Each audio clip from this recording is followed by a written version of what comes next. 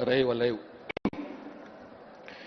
Arrive Alive, a campaign for safer roads in Telangana కార్యక్రమానికి ముఖ్య అతిథిగా చేసిన మాన్యులు రాష్ట్ర ముఖ్యమంత్రి శ్రీ రేవంత్ రెడ్డి గారికి నమస్కారం, స్వాగతం.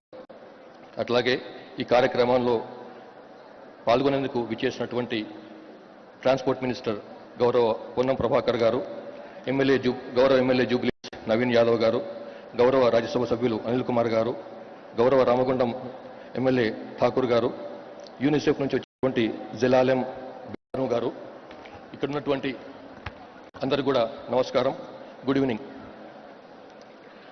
తెలంగాణ రాష్ట్రంలో రోడ్ల మీద జరిగే ప్రమాదాలను తగ్గించడం, అట్లాగే మరణాలను, గాయపడ్డ వారి సంఖ్యను కూడా తగ్గించడం అన్న ఉద్దేశంతో ఈ అరైవ్ అలైవ్ అన్న కార్యక్రమం కాదు, ఒక ఉద్యమాన్ని ఈరోజు ప్రారంభిస్తున్నాం.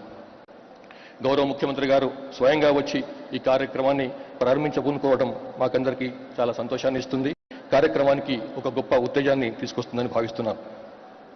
ఈ అరైవ్ అలైవ్ అన్నది కేవలం రోడ్డు భద్రత మీద అవగాహన కార్యక్రమం మాత్రమే కాదు, ఇది ఒక ఉద్యమంలాగా ప్రజలందరూ ముందుకు తీసుకుపోవాలని కోరుతున్నాను.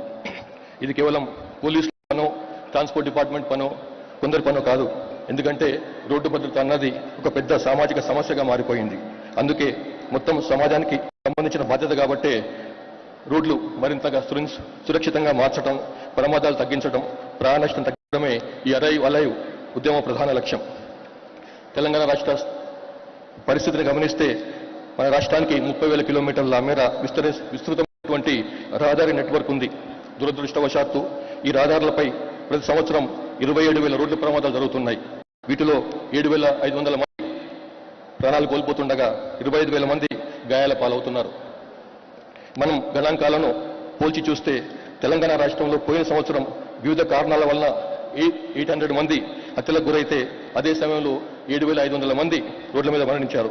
అంటే హత్యల కంటే 9 to 10 టైమ్స్ ఎక్కువ మంది రోడ్డు ప్రమాదాల్లో మరణిస్తున్నారు అన్నది తెలుస్తున్నది. 2024తో పోలిస్తే 2025లో యాక్సిడెంట్స్ సంఖ్య పెరిగిన, మరణాల సంఖ్య మాత్రం 500 తగ్గించినాం. దీనికి కారణం ప్రజల్లో కొంత వస్తున్న మార్పు కావచ్చు, కానీ దానికంటే మించి గోల్డెన్ అవర్లో, అంటే యాక్సిడెంట్ అయిన మొదటి గంటలోనే బాధితుడిని ఆసుపత్రికి షిఫ్ట్ చేసే ట్రైనింగ్ గత 2 సంవత్సరాల నుంచి మనం ఇస్తున్నాం. రోడ్ల పక్కన ఉండే షాప్స్, హోటల్స్, రెస్టారెంట్స్ ఓనర్స్ అట్లాంటి వాళ్లకు ఫస్ట్ ఎయిడ్లో ట్రైనింగ్ ఇచ్చి, వారి ఏరియాలో కనుక యాక్సిడెంట్ అయితే వెంబడే స్పందించి బేసిక్ ఫస్ట్ ఎయిడ్ అందించాలన్న ఉద్దేశంతో ఈ శిక్షణ ఇస్తున్నాం. దానివల్ల కొంత మరణాల సంఖ్య కొంత తగ్గిందని భావిస్తున్నాను. అయితే రోడ్డు ప్రమాదాల మీద ప్రజల్లో సీరియస్నెస్ ఉండటం లేదు. చనిపోయిన వారిలో 70% మంది 2 వీలర్స్ నడిపే వాళ్ళు కానీ, పాదచారులు కానీ ఉన్నారు. Pedestrian is the king of the road అన్న నానుడి ఉంది, కానీ ఇది ఎవరికి తెలియదు. తెలిసినా ఏమాత్రం కూడా పట్టించుకోరు. ఇప్పుడు పరిస్థితి పెడెస్ట్రియన్కు రోడ్డు మీద లాస్ట్ ప్రాముఖ్యం ఇస్తున్నారు. చనిపోయిన వారిలో ఎక్కువ మంది 20, 30, 40 ఇయర్స్ వయసులో ఉన్న వాళ్ళు, అంటే ప్రొడక్టివ్ ఏజ్ గ్రూప్లో ఉన్న వాళ్ళు ఉన్నారు. వారి మరణం కేవలం వాళ్ళ కుటుంబానికే మాత్రమే కాదు, దేశాభివృద్ధికి కూడా నష్టం కలిగిస్తుంది. అందుకే ఈ ఉద్యమం సమాజం కోసమే, ప్రతి కుటుంబ భద్రత కోసం అన్న భావన ప్రతి ఒక్కరిలో కలగాలి. ఈ లక్ష్యం సాధించాలంటే సమాజంలోని ప్రతి ఒక్కరూ బాధ్యతగా వివరించాలి. పోలీస్ డిపార్ట్మెంట్, ట్రాన్స్పోర్ట్ డిపార్ట్మెంట్తో పాటుగా ప్రజాప్రతినిధులు, ఇతర ప్రభుత్వ శాఖలు, స్వచ్ఛంద సంస్థలు, media, corporates, celebrities, SERP and MEPMA గ్రూపులను కూడా ఇందులో భాగస్వామ్యం చేయాలన్నదే మా ఉద్దేశం. ప్రజల ప్రవర్తనలో కూడా ఖచ్చితమైన మార్పు రావాల్సిన అవసరం ఉంది. హెల్మెట్లు తప్పనిసరిగా ధరించాలి. అది పిలియన్ రైడర్ కూడా వస్తుంది. కార్లలో ముందు వెనుక కూర్చున్న వాళ్ళు కూడా ప్రతి ఒక్కరు సీట్ బెల్ట్ పెట్టుకోవాలి. డ్రైవింగ్ సమయంలో మొబైల్ ఫోన్ వాడకూడదు. ఇవన్నీ కూడా చాలా అందరు తెలిసినటువంటివే, కానీ దురదృష్టవశాత్తు వాటి పాడకపోవడం వలన, వారికి వాళ్ళ డ్రైవింగ్ స్కిల్స్ పైన పెద్ద నమ్మకం ఉండడం వలన ఇది యాక్సిడెంట్స్ గురవుతున్నారు. ఇంతకుముందు మనం ప్రతి గ్రామంలో కూడా రోడ్ సేఫ్టీ కమిటీలు వేసుకున్నాం, విలేజ్ రోడ్ సేఫ్టీ కమిటీస్ అని. ఇప్పుడు కొత్తగా సర్పంచ్, వార్డ్ మెంబర్స్ వచ్చిండ్రు కాబట్టి వారు దీన్ని సీరియస్గా తీసుకుంటే బాగుంటుంది. అందుకే జిల్లా స్థాయిలో ఎస్పీ నేతృత్వం నుంచి విలేజ్ స్థాయిలో సర్పంచ్ వరకు, వార్డు మెంబర్ల వరకు కూడా ఈ ఉద్యమాన్ని, అంటే ఆటో డ్రైవర్లు, కార్యకర్తలు, యువత, ట్రాక్టర్ యజమానులు అందరూ కూడా ఈ ఉద్యమంలో భాగస్వాములు కావాలని చెప్పి ప్రయత్నం చేస్తున్నాం. గ్రామ స్థాయి నుంచి జిల్లా స్థాయి వరకు అందరు అధికారులు ఈ ఉద్యమంలో పార్టిసిపేట్ చేయాలి. మరీ ముఖ్యంగా డిఫెన్సివ్ డ్రైవింగ్ విధానాన్ని ప్రమోట్ చేయాల్సిన అవసరం ఉంది. ఎందుకంటే డిఫెన్సివ్ డ్రైవింగ్ అంటే పరిసరాలను కూడా శ్రద్ధగా గమనిస్తూ డ్రైవ్ చేయడమే డిఫెన్సివ్ డ్రైవింగ్.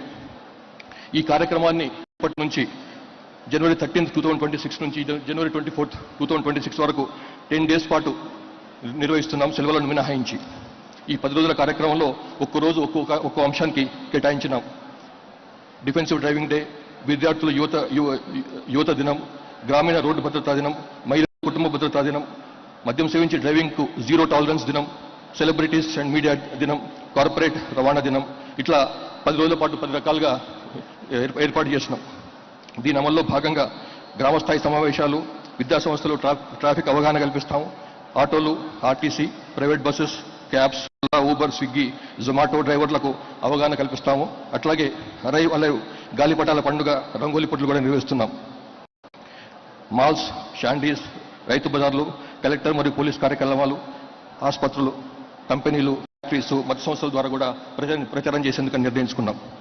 దేశానికి ఆదర్శమైనటువంటి రోడ్ సేఫ్టీ రాష్ట్రంగా తెలంగాణను తీర్చిదిద్దడం అనే లక్ష్యంగా మనం పనిచేయాలి. ప్రతి సంవత్సరం జరుపుకునే రోడ్డు భద్రత కార్యక్రమాలు ఒక రొటీన్లా ఉండకూడదు, సీరియస్నెస్ ఉండాలి. అందుకే అరైవ్ అలైవ్ క్యాంపెయిన్ ద్వారా ఊరూరా ప్రజలను ఏకం చేసి పెద్ద ఎత్తున అందరినీ భాగస్వాములు చేయబోతున్నాం. ఇది ప్రభుత్వ కార్యక్రమం మాత్రమే కాదు, ఇది తెలంగాణ కుటుంబాల ప్రాణాల ఉద్యమం. ప్రతి ఒక్కరు కూడా బాధ్యతగా వివరిస్తే తెలంగాణ రోడ్డు ప్రమాద రహిత రాష్ట్రంగా మార్చగలం. సురక్షితంగా ప్రయాణిద్దాం, సజీవంగా చేరుదాం. ఇదే అరైవ్ అలైవ్. జై హింద్.